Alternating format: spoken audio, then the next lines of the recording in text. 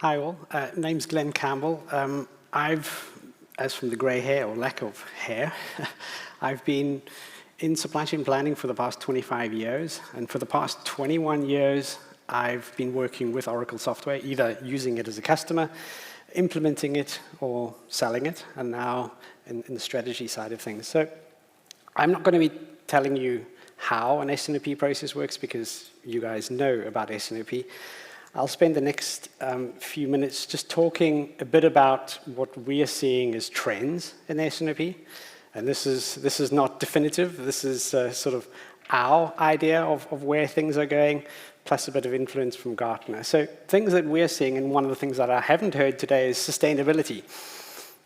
So we'll go into a little bit of that. Also, the impact of these new terms that we're hearing a lot, and we'll talk a bit about the hype curve around Gen AI, AI, ML, and then also around the concept of this integrated business planning and execution, where we're talking about linking the IBP, S&OP, S&OE, and then the latest one, which is decision-centric planning, which is around what Gartner refers to as the end of S&OP. So we're just getting to the point now where we are wanting to actually implement S&OP, and Gartner is already talking about the end of S&OP. So let's start with sustainability. One of the things that is going to be a disruptor in our supply chain processes is going to be sustainability. With the Scope 1, Scope 2, and Scope 3 emissions that we have, there's going to be a lot of emphasis by our end users to focus more on sustainability, but when companies are not ready to move to actually manage sustainability themselves, there's going to be government stepping in to tell you that you have to. So already laws in Germany are already forcing companies to do it, laws coming in the Netherlands, and then also EU-level laws that are going to be forcing companies to focus on sustainability. And one of the ways that we can actually handle this is not only using S&OP to measure it, but also using it to actually guide you in your decision-making process so that you can ideally come up with plans that are not only the best plan from a business perspective in terms of one that's going to make us the most money, but also focusing on which one is more sustainable, because we're going to be forced by companies or by government to actually do this. So that's one of the things that we're seeing is going to be something that's going to be crucial going forward, is that you have to measure your sustainability, and you have to actually plan for it. The next concept is around embedded AI, ML. I left off the generative AI because on the hype cycle, generative AI is really, really new, and there hasn't, even Gartner themselves don't have a clear idea of how Gen AI is going to be. And if I say Gen AI, I'm meaning generative AI, so everyone understands generative AI as ChatGPT. But there's a lot of other ones. Recently, Oracle has partnered with a Gen AI company called Cohere. So I'm expecting going forward that we'll have a lot of applications within supply chain. What those look like is unclear, but one thing is that it's coming and it's going to be beneficial.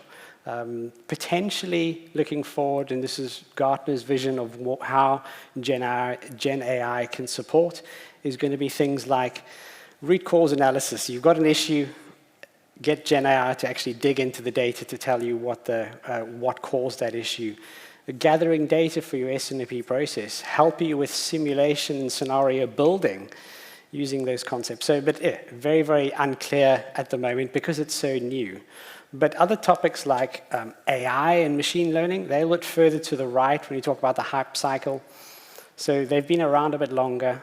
One of the ways that as Oracle, I'm Oracle, so I'm going to tell you about software. One of the ways that we already are using it is machine learning to help with improving forecast accuracy by not only using a single forecasting algorithm, which most companies that are using when you come to forecasting is going to be picking a forecast model, using the best fit concept, but using machine learning, we're able to blend those various forecasting algorithms that we have into a blended model for every item location combination. So that's one of the ways that we can actually do this. It says I've still got 14 minutes and 16 seconds, so I'm happy to talk all day if you let me, but... Oh, actual time, okay. I kept thinking, it's not moving, it's climbing. I can talk longer and longer. Another way that we can actually, that we're seeing a trend is going to be around this integrated business planning and execution concept. Now, one of the challenges you have with making decisions at an IBP level is that, and there's a lot of analysis that's been done on this, is that often those decisions that are made at that level are then not executed. So you put all the time and effort into your integrated business planning, and then you go and execute something else because something else happened, some disruption happened.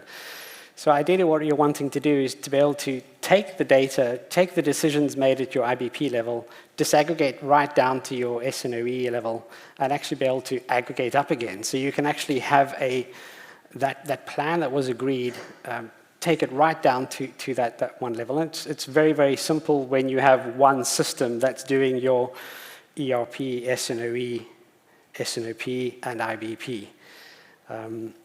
Another thing that we are seeing also is the link into workforce planning. So ideally, you're wanting to not only understand, do I have the physical capacity to execute, but do I have the people? And that's going to be something that we need to really focus on, is actually integrating not only our financial operation, but also our human resources. So that's another thing which we can then do here as well.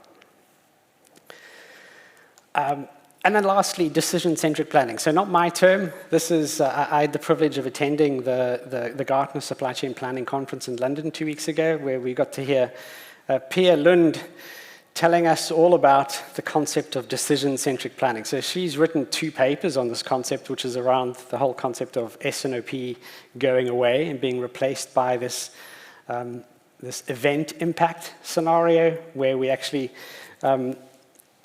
get an event, understand the impact, make a decision around that, and then use the concept of composable supply chain planning. So taking elements of your supply chain planning to actually come up with a solution.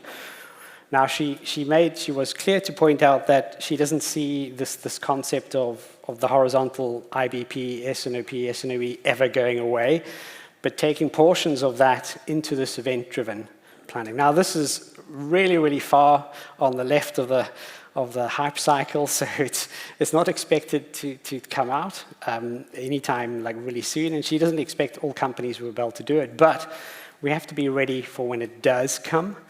And one of the ways that we can actually incorporate this is using our supply chain command center, which already incorporates the concepts of detecting events using continuous monitoring, using compostable, pre-built scenarios, use cases, if you will, to actually select it. So things like understanding a demand at risk, understanding if there are lead time issues, understanding if there are supply issues, introducing new products. So having predefined processes that can actually allow you to detect the issue, decide on a solution, and then execute it with this underlying supply chain planning. And all of it using the same concept that Martin mentioned earlier, using an end-to-end planning solution, in this case Fusion Analytics Warehouse, sitting on top of supply chain planning, sitting on top of logistics, sitting on top of financial planning, sitting on top of all of these, and able to bring data from all of those systems so that you can actually then detect where the issues are, have end-to-end visibility of your entire supply chain, and then, improve your processes accordingly. And with Oracle, as I mentioned, I'm talking software, we can have it built on a common layer of ERP software, a common layer of solution execution, a common layer of supply chain planning, and then sitting on top of that, Fusion Analytics. And with that, I will hand over to Martin. Thank you. Thank you.